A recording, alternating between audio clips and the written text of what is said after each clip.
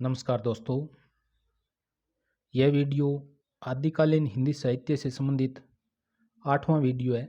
इससे पहले 7 वीडियोस बना दिए हैं। अगर आपने नहीं देखे हैं तो आप प्ले लिस्ट में जाकर देख सकते हैं और अपने हिंदी साहित्य को सुदृढ़ कर सकते हैं।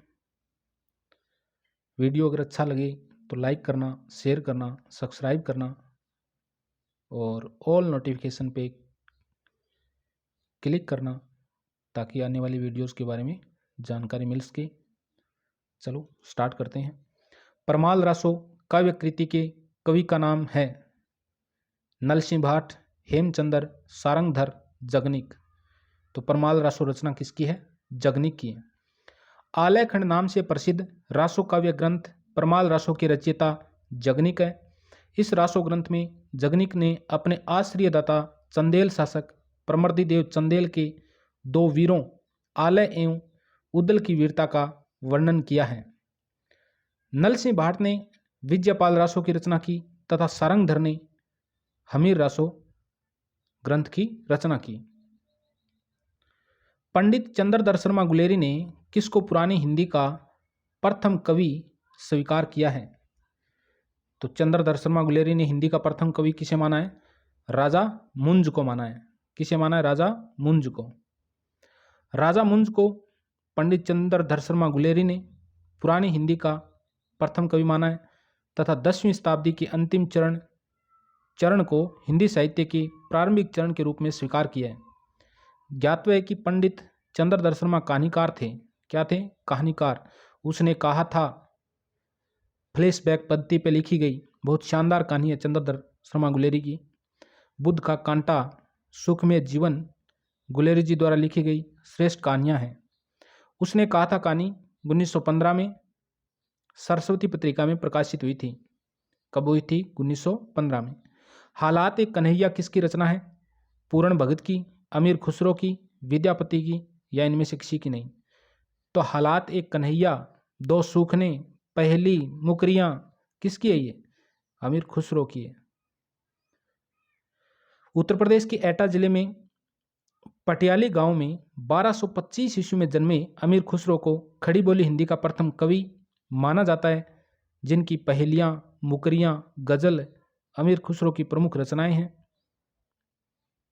कीर्तिलता, कीर्ति पताका विद्यापति की प्रमुख रचनाएं हैं और विद्यापति को प्रसिद्धि पदावली के कारण मिली। पदावली मैथिली भाषा में लिखी गई है, जबकि कीर्ति पताका, कीर्तिलता की भाषा कौन सी है? आहवट है। माधव हम परिणाम निराशा पंक्ति किसकी है? तो विद्यापति की है। आदिकाल में किन ग्रंथों की प्रधानता रही है? तो आदिकाल में वीर ग्रंथ, साखी, रासो, सूफी। तो आदिकाल में किन ग्रंथों की प्रधानता रही है? तो रासो ग्रंथों की प्रधानता रही है। आदिकाल में रासो ग्रंथों की प्रधानता रही है। इन्हीं रासो ग्रंथों के आधार पर आचार्य शुक्ल ने इस काल का नाम आदिकाल रखा। इस काल की प्रसिद्ध रासो ग्रंथ इस प्रकार हैं: पृथ्वीराज रासो, चंद्रवरदाई, खुमान रासो, दलपत विजय, विशलदेव रासो और उसके बाद में परमाल रासो, जगनिक। आचार्य हजारी प्रसाद द्विवेदी के अनुसार 14वीं-15वीं शताब्दी के हिंदुओं, मुसलमानों, सामंतों, शहरों, सेना के सिपाहियों और लड़ाइयों का जीवंत और यथार्थ वर्णन किस कृति में हुआ है? तो कौन सी कृति में हुआ है? वो हुआ है कीर्ति लता में। आचार्य हजारी प्रसाद द्विवेदी के अनुसार 14वीं-15वीं शताब्दी के हिंदुओं, मुसलमानों, सामंतों, शहरों, सेना के सिपाहियों और लड़ाइयों का जीवंत और यथार्थ वर्णन किस कृति में हुआ है? तो कीर्ति लता में हुआ है। आचार्य हजारी प्रसाद द्विवेदी के अनुसार 14वीं-15वीं शताब्दी के मुसलमानों, सामंतों, शहरों, सेना के सिपाहियों, लड़ाइयों का जीवन और यथार्थ वर्णन विद्यापति कृत कीर्ति लता में हुआ है। बिसलदेव रासो में किस शैली का प्रयोग किया गया है? तो बिसलदेव रासो में श्रृंगारिक, आख्यान, गेय, प्रबंध। तो बिसलदेव रासो एक गीति मुक्तक काव्य है जिसमें गेय शैली का प्रयोग किया गया है और बिसलदेव रासो है ये नरपति नालय का है। व्याख्या आगे। बिसलदेव रासो की रचना 1212 में। कब हुई थी? संवत 1212 में। और कब रचा गया? 12वीं शताब्दी में। ठीक है। नरपति नाले ने बिसलदेव रासो की रचना की। इस काव्य ग्रंथ के चरित नायक विग्रहराज चतुर्थ थे। अन्य रासो काव्यों की भांति बिसलदेव रासो वीर काव्य न होकर वीरय काव्य है, जिसका मूल रूप गेय काव्य है। और बिसलदेव रासो में हिंदी साहित्य में पहली बार 12 मासा का वर्णन किया गया है। यानी 12 मासा है, 12 मास और 12वीं शताब्दी यानी 12-12। जयमेघ जसचंद्रिका की रचयिता कौन है? तो मधुकर भट्ट है। हिंदी साहित्य की आदिकालीन रचना जयमेघ जसचंद्रिका की रचनाकार मधुकर भट्ट है। मधुकर कवि है। जयचंद्र प्रकाश भट्ट केदार की है। और बिसलदेव रासो नरपति नाले का है। विजयपाल रासो नल सिंह भाट का है।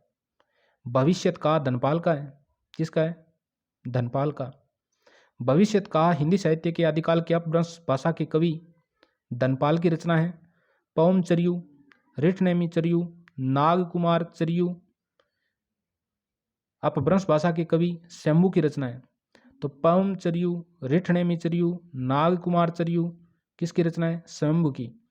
महापुराण पुष्पदंत की रचना है। दोहा कोश सिद्ध कवि श्रैपा की रचना है। श्रैपा 8वीं शताब्दी के कवि थे। पुष्पदंत 10वीं शताब्दी में थे। ज्ञातव्य है कि श्रैपाद को राहुल सांकृत्यायन ने हिंदी का पहला कवि माना है। विद्यापति के कुल कितने ग्रंथ हैं? विद्यापति के अगर ग्रंथों की बात करें तो विद्यापति के कुल 16 ग्रंथ हैं। तिरहुत के शासक शिव सिंह के आश्रय में रहते हुए विद्यापति ने कुल 16 ग्रंथों की रचना की। इन्हें मैथिली कोकिल भी कहा जाता है। इनकी प्रमुख रचनाएं हैं कीर्तिलता, कीर्ति पताका और पदावली। श्रृंगार काव्य हैं। बिसलदेव रासो एक श्रृंगारिक गेय मुक्तक काव्य है। जयमेघ जसचंद्रिका मधुकर कवि की है। पृथ्वीराज रासो चंद्रवरदाई की है। प्रमाल रासो जगनी की है। आदिकालीन साहित्य में परिणित वीर गाथा काल के अंतर्गत रखी गई रचना बिसलदेव रासो प्रेम और श्रृंगार काव्य है, जबकि प्रमाल रासो वीरता उत्साह से परिपूर्ण रचना है, क्योंकि इसमें आला और उदल की वीरता का वर्णन किया गया है। जयमेघ जसचंद्रिका मधुकर कवि द्वारा परिणित आश्रयदाता का स्तुतिपरक काव्य है। और पृथ्वीराज रासो चंद्रवरदाई द्वारा लिखित प्रबंध काव्य महाकाव्य है। मैथिली कोकिल के नाम से लोकप्रिय कौन हुए? तो विद्यापति हुए। मैथिली बोली के लोकप्रिय कवि विद्यापति हैं। आदिकाल में विद्यापति जैसे श्रृंगारी कवि भी हुए हैं, जिन्होंने मैथिली भाषा में पदावली की रचना की है। वे मिथिल के राजा शिव सिंह के दरबारी कवि थे। विद्यापति को मैथिल कोकिल, अभिनव जयदेव, कविशेखर के नाम से जाना जाता है। निम्नलिखित में से कौन सी रचना पुष्पदंत की नहीं है? महापुराण है। इसके अलावा कौन सी है? पयम चरियु नहीं है, ये शंभु की है। अणय कुमार चरियु है। जसहर चरियु, तो महापुराण, अणय कुमार, जसहर चरियु किसकी रचना है? पुष्पदंत की है। प्रसन्नगत रचनाओं में पवम चरियु पुष्पदंत की रचना नहीं है, बल्कि शंभु की रचना है। शंभु की अन्य रचनाएं रिठनेमी चरियु, शंभु छंद आदि, जबकि महापुराण, अणय कुमार चरियु और जसहर चरियु ये रचना किसकी है? पुष्पदंत की है। श्रैपाद का संबंध निम्न में से किससे है? तो श्रैपा एक सिद्ध साहित्य से संबंध है। श्रैपा का संबंध किस साहित्य से है? तो श्रैपा का संबंध है वो सिद्ध साहित्य से है। आदिकालीन कवि श्रैपा का संबंध सिद्ध साहित्य से है। श्रैपा को राहुल भद्र भी कहा जाता है, सरोज वज्र भी कहा जाता है। श्रैपा को राहुल सांकृत्यायन ने हिंदी का प्रथम कवि स्वीकार किया है। रासो साहित्य में चंद्रवरदाई, जगनिक, नरपति नाले आदि रचनाकार संबंधित है। नाथ साहित्य से गोरखनाथ, चरपटनाथ, चौरंगीनाथ आदि कवि संबंधित है। कौन से साहित्य से? नाथ साहित्य से। नौनाथ हुए, जिसमें आदिनाथ भगवान शंकर को माना गया है। जैन साहित्य में देखें तो शालिभद्र सूरी, जिनदत्त सूरी, आचार्य देवसेन, जालौर वाले कवि आसगु और विजयसेन सूरी संबंधित है। निम्न में से कौन शिलांकित करती है? पाहुड़दोआ, राउलवेल, प्राकृत पेंगलम, वर्ण रत्नाकर, मैथिली का क्या है शब्दकोश है। कौन सी रचना है वो शिलांकित है? तो रोड़ा कवि की राउलवेल, ये शिलांकित है और इसमें नक्श से सिख तक का वर्णन किया गया है। पाहुड़दोआ राम सिंह की है। राउलवेल ग्रंथ शिलांकित करती है। इसके रचयिता रोड़ा कवि हैं। 10वीं शताब्दी में रचित गद्य और पद्य मिश्रित चंपू काव्य है। इस ग्रंथ की नायिका राउल है और राउलवेल से हिंदी की नक्श सिख परंपरा है वो प्रारंभ होती है। शालिभद्र सूरी की रचना का नाम है नेमिनाथ रास, भरतेश्वर बाहुली रास, सुमति गण रास, जयमेघ जसचंद्रिका। तो शालिभद्र सूरी की रचना है भरतेश्वर बाहुबली रास, जिसमें भरतेश्वर अयोध्या के और बाहुबली तक्षशिला के राजा थे और इनके युद्धों का वर्णन भरतेश्वर बाहुबली रास में शालिभद्र सूरी ने किया था। शालिभद्र सूरी की रचना भरतेश्वर बाहुबली रास है। 1184 ईस्वी में रचित 205 छंदों का एक खंड काव्य है, जबकि सुमति गण द्वारा रचित नेमिनाथ रास एवं मधुकर द्वारा रचित जयमेघ जसचंद्रिका है। अमीर खुसरो किस नाम से जाने जाते हैं? तो अमीर खुसरो तोताए हिंद के नाम से जाने जाते हैं। किसके नाम से जाने जाते हैं? तोता नहीं है, तुत्ती है भाई, तोता नहीं, तुत्ती है हिंद के नाम से, तुत्ती है हिंद के नाम से, यहाँ पर इस साथ में लिख दिया गया है। तो अमीर खुसरो किस नाम से जाने जाते हैं? तूतीय हिंद, तूतीय हिंद है, तूतीय हिंद। अमीर खुसरो चिश्ती संप्रदाय में दीक्षित थे। जन्म एटा जिले के पटियाली नामक गांव में। पिता का नाम सैफुद्दीन मोहम्मद, ये निजामुद्दीन औलिया के शिष्य थे। तो अमीर खुसरो के गुरु का नाम क्या है? निजामुद्दीन औलिया है। अमीर खुसरो को तूतीय हिंद, हिंदुस्तान की तूती के नाम से जाना जाता है। ये सूफी संत थे तथा खड़ी बोली हिंदी के प्रथम कवि कहे जाते हैं। इनकी रचनाएं हैं खालिक बारी, जो एक कोश ग्रंथ है, शब्दकोश ग्रंथ है ये खालिक बारी। पहली मुकरियां, दो सूखने, गजल आदि इनके ग्रंथ है। उपदेश रसायन के रचयिता कौन थे? उपदेश रसायन जिनदत्त सूरी, शालिभद्र सूरी, धनपाल, जिनधर्म सूरी। तो उपदेश रसायन इस रचना की रचयिता कौन है? तो जिनदत्त सूरी है। उपदेश रसायन की रचयिता कौन है? जिनदत्त सूरी। उपदेश रसायन के रचयिता जिनदत्त सूरी है। 12वीं शताब्दी में रचित 810 पदों का नृत्य गीत काव्य है, जबकि भविष्य कथा के रचयिता धनपाल है। स्थूलीभद्र रास के रचयिता जिनधर्म सूरी है और भरतेश्वर बाहुली रास के रचयिता शालिभद्र सूरी है। निम्न में से किस कवि को अपभ्रंश का वाल्मीकि कहा जाता है? श्रैपा, पुष्पदंत, स्वयंभू, हेमचंद्र। तो अपभ्रंश का वाल्मीकि किसे कहा जाता है? स्वयंभू को कहा जाता है, क्योंकि इन्होंने पवन सरयू रचना में राम के चरित्र का वर्णन किया है। स्वयंभू को अपभ्रंश का वाल्मीकि तथा व्यास, वाल्मीकि कहा जाता है, व्यास नहीं कहा जाता इसे। डॉक्टर रामकुमार वर्मा ने अपभ्रंश भाषा के प्रथम कवि स्वयंभू को हिंदी का प्रथम कवि माना है। स्वयंभू 783 ईस्वी यानी 8वीं शताब्दी के आसपास विद्यमान थे। इनके 3 ग्रंथ बताए जाते हैं, पवनचर्यू, रिठनेमी चर्यू तथा स्वयंभू छंद। जबकि पुष्पदंत को हिंदी का भवभूति, हेमचंद्र को प्राकृत का पाणिनि और सरहपा को हिंदी का प्रथम कवि कहा जाता है। किस कवि को अभिनव जयदेव नाम से जाना जाता है? तो विद्यापति जी को। आदिकालीन कवि विद्यापति को अभिनव जयदेव नाम से जाना जाता है। यह उपाधि तिरहुत के राजा शिवसिंह ने दी थी। विद्यापति के प्रशंसकों ने उन्हें कई उपाधियों से विभूषित किया, जो इस प्रकार है: कवि शेखर, कवि कंठहार, नव कवि शेखर, खेलन कवि, दशावधान, पंचानन, मैथिली कोकिल। ये मैथिली कोकिल प्रसिद्ध है। विद्यापति तिरहुत के राजा शिव सिंह और कीर्ति सिंह के दरबारी कवि थे।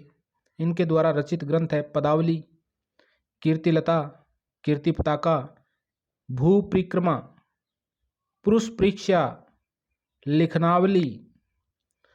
तो पदावली के कारण ये विद्यापति जी प्रसिद्ध हुए थे। कीर्तिलता, कीर्ति पताका और इसकी अलावा इनकी है भू परिक्रमा, पुरुष परीक्षा, लिखनावली। निम्न में से कौन सी रचना व्याकरण ग्रंथ है? तो वर्ण रत्नाकर किसका है? ज्योतिश्वर ठाकुर का है। कीर्ति पताका विद्यापति के उक्ति व्यक्ति प्रकरण, ये व्याकरणिक ग्रंथ है दामोदर कवि का। उक्ति व्यक्ति प्रकरण 12वीं शताब्दी में रचित व्याकरण ग्रंथ है। इस ग्रंथ के रचयिता आदिकालीन कवि दामोदर शर्मा है। आचार्य हजारी प्रसाद द्विवेदी के अनुसार इस ग्रंथ में वाराणसी के आसपास का वर्णन मिलता है। प्रबंध चिंतामणि, ये तो मेरुतुंग की है। प्रबंध चिंतामणि के रचयिता जैन आचार्य मेरुतुंग है। इस ग्रंथ में धाराधिपति यानी धारा नगरी के अधिपति राजा मुंज के दोहों का साहित्यिक महत्व सबसे अधिक है। ये दोहे अपभ्रंश भाषा में हैं, जबकि उक्ति व्यक्ति प्रकरण के रचयिता दामोदर पंडित दामोदर शर्मा और राउलवेल के रचयिता रोड़ा कवि, चंदनबाला रास के रचयिता कवि आसगु है। रचनाकाल की दृष्टि से निम्नलिखित कवियों का सही अनुक्रम कौन सा है? तो रचनाकाल की दृष्टि से कवियों का अनुक्रम बताना है। पुष्पदंत, बात करें पुष्पदंत की तो पुष्पदंत तो 10वीं शताब्दी में था। अधैमाण ये 12वीं 13वीं शताब्दी में माने जाते हैं। स्वयंभू 8वीं शताब्दी में थे, अभी आया था। और हेमचंद्र ये तो 11वीं शताब्दी में है। तो सबसे पहले कौन आएंगे? तो सबसे पहले आएंगे, सबसे बड़ा है वो पहले आ जाएगा, यानी 8वीं शताब्दी स्वयंभू आ गया। फिर पुष्पदंत 10वीं शताब्दी, अधैमाण 12वीं 13वीं। नहीं, शंभू के बाद पुष्पदंत आएगा, उसके बाद में हेमचंद्र आएगा। और में है कहीं शंभू, और में शंभू नहीं दिया गया है, इसलिए यहाँ पर ये प्रथम और द्वितीय तो मिल रहे हैं। हेमचंद्र पहले आएगा, अधैमाण बाद में आएगा, 3 नंबर हो जाएगा। कवि और इनका जीवन काल यहाँ पर देख लेते हैं। शंभू 8वीं शताब्दी में 783 ईस्वी में जन्म हुआ। पुष्पदंत 10वीं शताब्दी 972 ईस्वी। अधैमाण 12वीं 13वीं शताब्दी और हेमचंद्र 11वीं शताब्दी यानी 1088। डिंगल कवियों की वीर गाथाएं, निर्गुणिया संतों की वाणियों, कर्षण भक्तिया, रागानुगा भक्ति मार्ग के उपासकों की कविताएं, सूफी साधना से पुष्ट मुसलमान कवियों के तथा ऐतिहासिक हिंदुओं के रोमांस और रीति काव्य के 6 धाराएं अपभ्रंश कविता का स्वाभाविक विकास है। यह कथन किसका है? बहुत बड़ा कथन दिया है कि डिंगल कवियों की वीर गाथाएं, निर्गुणिया संतों की वाणियां, कर्षण भगत तथा रागानुगा भक्ति मार्ग के उपासकों की कविताएं, सूफी साधना से पुष्ट मुसलमान कवियों के तथा ऐतिहासिक हिंदू कवियों के रोमांस और रीति काव्य की 6 धाराएं अपभ्रंश कविता का स्वाभाविक विकास है। यह कथन किसका है? रामचंद्र शुक्ल, हजारी प्रसाद द्विवेदी, रामविलास शर्मा और राहुल संस्कृतायन। तो ये कथन हजारी प्रसाद द्विवेदी का है, यही बात लिखी गई है।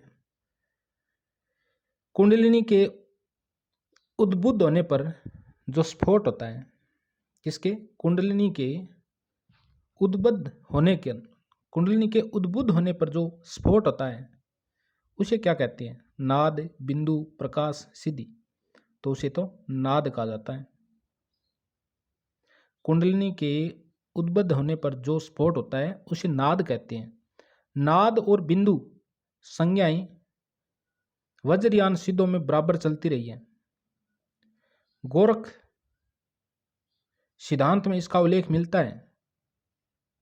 नाद और बिंदु के योग से जगत की उत्पत्ति सिद्ध और हठयोगी दोनों मानते हैं। तो नाद और बिंदु के योग से जगत की उत्पत्ति कौन मानते हैं? एक तो सिद्ध माने और एक हठयोगी यानी नाथ संप्रदाय वाले। नाथ संप्रदाय में हठयोग मूलतः देह शुद्ध का साधन है। तो हठयोग क्या है? देह शुद्धि का साधन है। देह शुद्धि और प्राणायाम से मन एकाग्र कर लेने के पश्चात कुंडलिनी को जागृत करता है। महाकुंडलिनी में ही व्यापक शक्ति का समाहार होता है। घट के भीतर चक्रों की कल्पना की गई है, जिनसे होती हुई कुंडलिनी ब्रह्मरंध्र तक पहुंचकर सिद्धि की अनाहत घोष करती है। यानी आपने शरीर में 3 तो नाड़ियां बताई गई है। एक तो सुषुम्ना नाड़ी होती है, जो सबसे मोस्ट नाड़ी होती है। इसकी एक साइड में पिंगला होती है और एक साइड में इड्डा होती है। पिंगला और इड्डा जो ऊपर से नासिका के दोनों छिद्रों से जुड़ी हुई है, और इनमें से हम एक से श्वास लेते हैं और एक से छोड़ते हैं, और एक से सांस लेते हैं और एक से छोड़ते हैं। ये क्रिया बार बार चलती रहती है। और जब ये कुंडली वाला योग, हठयोग वाला, साधना वाला ये होता है ना, उनको जागृत करने के लिए जो बीच में सुषुम्ना नाड़ी होती है, इस प्राणवायु को इस सुषुम्ना नाड़ी में प्राणायाम के द्वारा, योग के द्वारा प्रयास करने पे सुषुम्ना नाड़ी में भेजा जाता है। और इससे क्या होती है? कुंडलिनी जागृत होती है। और कुंडलिनी जागृत होने के बाद में मनुष्य के शरीर में 7 चक्र बताए गए हैं। सबसे नीचे जो आधार चक्र होता है वो मूलाधार चक्र होता है, और सबसे ऊपर जो चक्र होता है उसे ब्रह्मरंध्र कहते हैं, जो सहस्त्रों कमलों के पत्तों से बना हुआ होता है। यानी वहाँ परमात्मा का वास होता है। यहाँ नाथ संतों ने इस बात की चर्चा की है। पुरुष परीक्षा किस कवि की रचना है?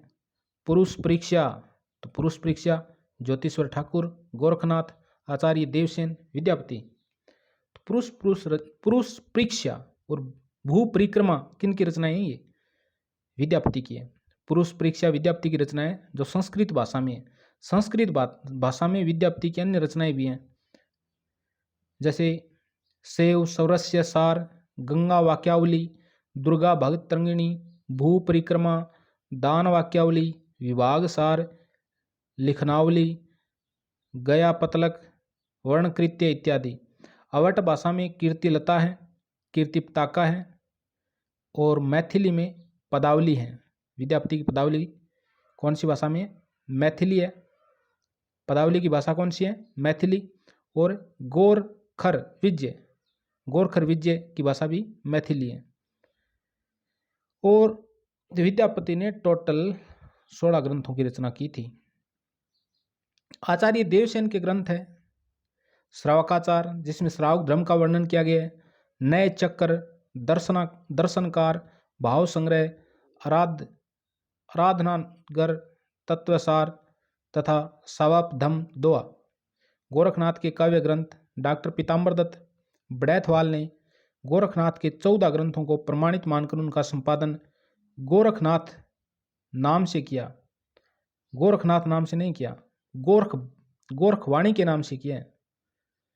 शबद पद शिष्या दर्शन प्राण सांकली मोस्ट है। नरवे बोध, आत्मबोध, अभ्यमात्रा जोग, 15 तिथि, सप्तवार, गचिन्छु, गोरखबोध, रोमावली, ज्ञान तिलक, ज्ञान 34 और पंचमात्रा। ज्योतिश्वर ठाकुर की इंपॉर्टेंट एंड मोस्ट वर्ण रत्नाकर है, जिसे मैथिली का शब्दकोश कहा जाता है। डॉक्टर नगेंद्र कृत श्रावकाचार को हिंदी की प्रथम रचना मानते हैं।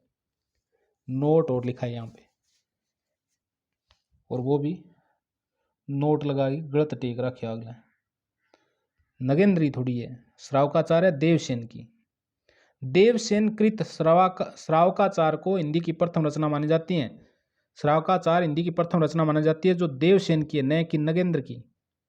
देवसेन के नए चक्र की लघु नए चक्र का नाम भी दिया गया है। देवसेन के नए चक्र का लघु नए चक्र नाम भी मिलता है। आदिकाल में किस कवि ने अवहट भाषा में रचना की थी? आदिकाल में अमीर खुसरो, अब्दुल रहमान, कुतुबन, मंझन। तो किसने की थी? तो अब्दुल रहमान ने की थी। अब्दुल रहमान 12वीं 13वीं शताब्दी का था अब्दुल रहमान। अमीर खुसरो, कुतुबन, मंझन। तो इसमें आदिकाल के किस कवि ने अवध भाषा में रचना की? तो अब्दुल रहमान ने। अब्दुल रहमान का संदेश रासक पहला धर्मतर रास ग्रंथ है जो अवध भाषा में लिखा गया। देसी भाषा में किसी मुसलमान द्वारा लिखित प्रथम काव्य ग्रंथ संदेश रासक है। अवध को क्या माना जाता है? अवध को देसी भाषा माना जाता है। संदेश रासक एक खंड काव्य है जिसमें विक्रमपुर की एक वियोगिनी के विरह की कथा वर्णित है। यह एक विरह काव्य है जिनका रचनाकाल 12वीं शताब्दी का उत्तरार्ध और 13वीं शताब्दी का प्रारंभ माना जाता है, जबकि मंझन एवं कुतुबन की भाषा अवधी है और अमीर खुसरो की भाषा तो खड़ी बोली हिंदवी थी।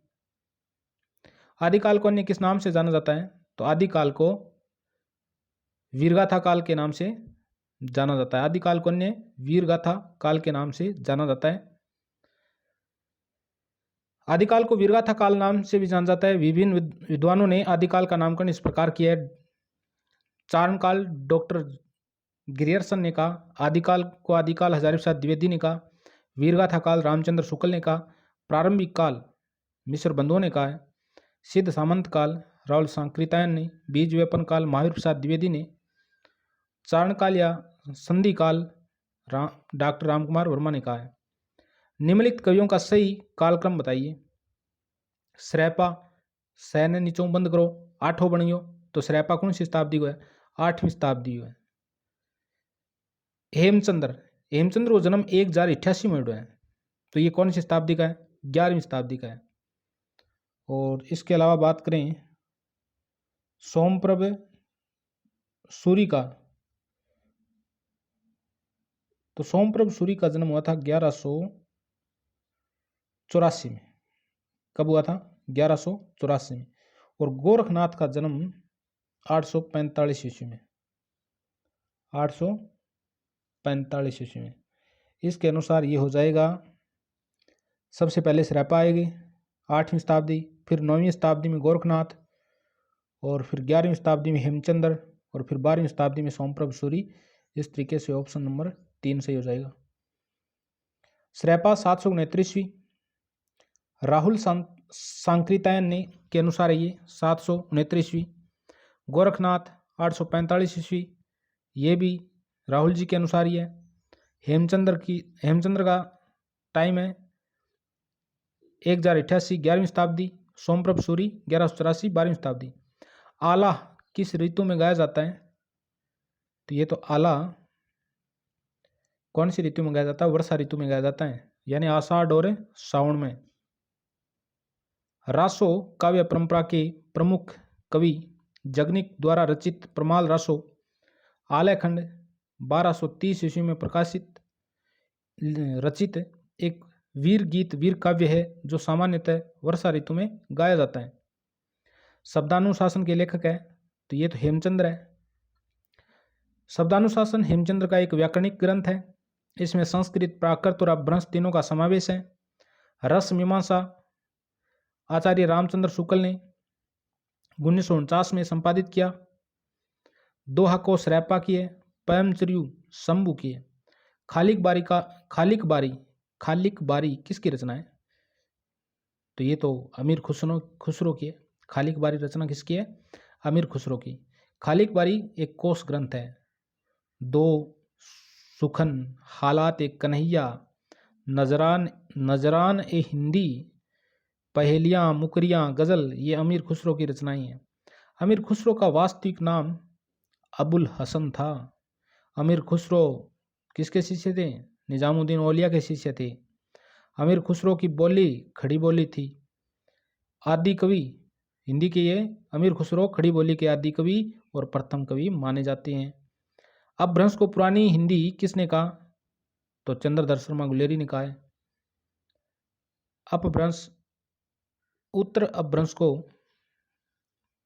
पुरानी हिंदी सबसे पहले चंद्रधर शर्मा गुलेरी ने कहा था।